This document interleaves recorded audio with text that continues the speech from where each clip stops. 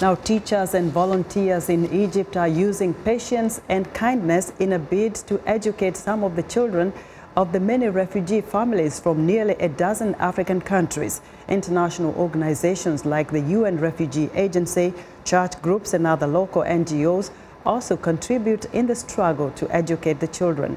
Edward Yeranian reports from Cairo. African refugee students have the same hopes and dreams of young people the world over, but they also face numerous challenges that their more fortunate counterparts elsewhere can only guess at. Chris Rupke, an educator at the African Hope School in the Cairo suburb of Maadi, tells VOA that African refugee children he works with have often lost one or both of their parents and are living with extended family members. A good portion of them, I don't have the exact numbers, but a good portion of them would not have a mother and a father. Some of them have a mother, some of them have a father, some of them might be living with aunts or uncles, or some of them might be living with tribal members and they call them aunts or uncles.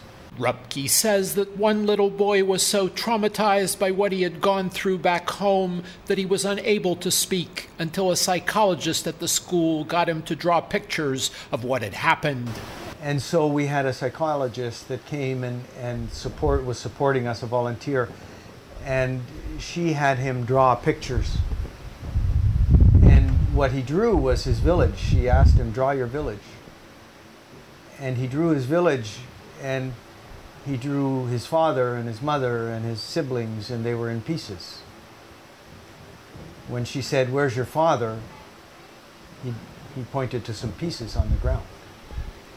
Jean P., a teacher at the African Hope School, tells VOA that when he began teaching at the school in 2003, he and his colleagues went looking for African refugee children under Cairo's bridges and in its public gardens.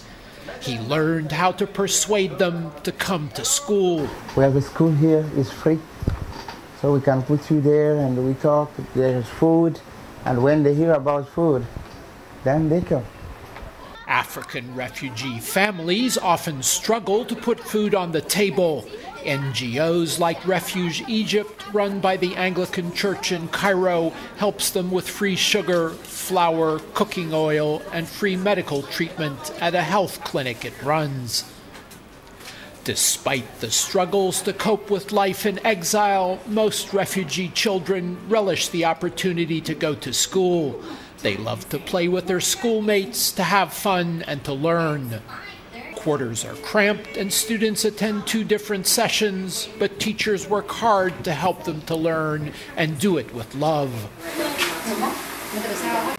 And we do know that the students love to come here because they know it's a safe place.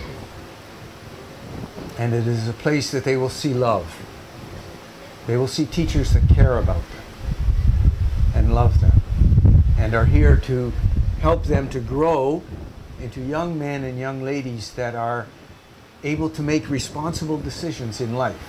Ready? Go! Edward Yeranian for VOA News, Cairo.